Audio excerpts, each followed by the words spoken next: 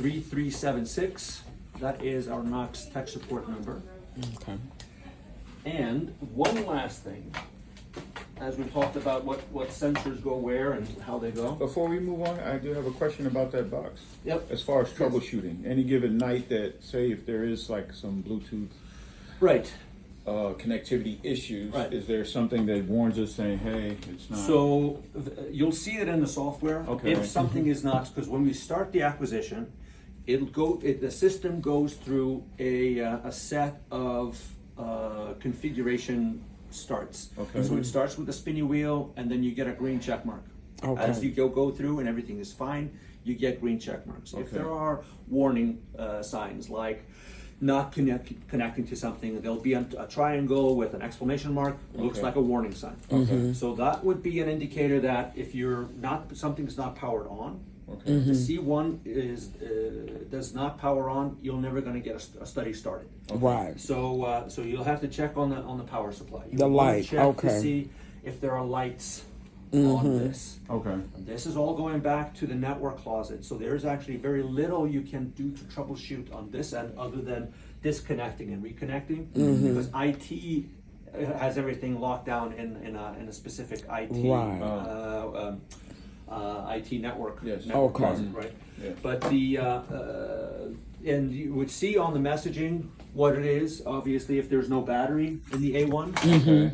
It would be the first thing you would then have to do is do as you know, you would open and say, there's no battery, or this is a completely depleted battery. You just put a new battery in, close it, press the button. As soon as it engages, you're You should see in that better shit, shape. that's- Okay. The same also goes for the oximeter. The oximeter is probably the component that you might need to, from time to time, jumpstart. Meaning, obviously, with the oximeter, it is battery powered. It is powered by 2 AAA batteries. Okay. Okay. So, you do not need to replace these for every study, because on the when we turn on the oximeter, it'll have a battery indicator. Okay. And you can get several studies, several nights of data on the Okay. oximeter. Now, from time to time, you start the study, and the oximeter stays in this mode, even if you put the finger in, because we haven't started anything. Right. Usually, when the A1 will start, it will wake this up on the Okay. Bluetooth. But if it doesn't, you get continually spinny wheels. You might need to come into the room and just press on this silicone button right here. Okay. So you press on the silicone, but it's going to have to press down hard. And Oh, then there it as is. soon as you get any information on screen, then it will go through its motions. Okay. What we're going to be looking for is this Bluetooth logo right here, this little Bluetooth thing. And when we are communicating, there'll be a wave coming out. You see how we get a wave coming out of the heart? There'll be a similar wave coming out of the Bluetooth. That means Okay. that it is streaming. And then correspondingly on the display, you would have a check mark. So you can see now I have a check mark.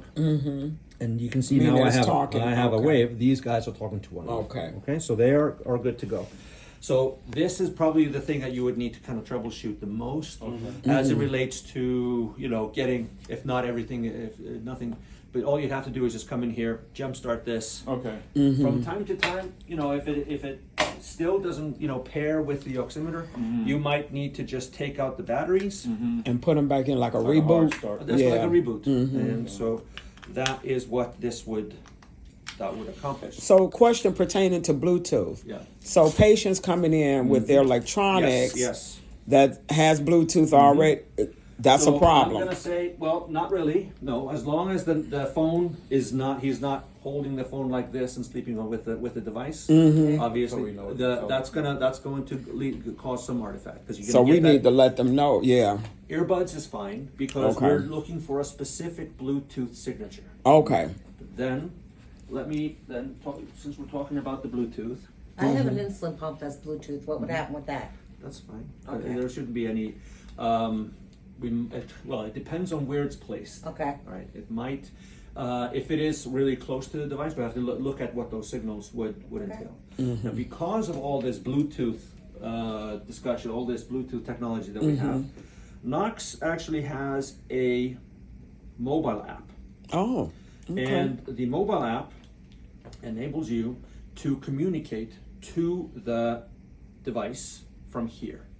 So you start the recording with your patient, and if you wanted to check your impedances, you can do the impedance check from here. What? Oh, okay. Hold on. Let me get. Hold on.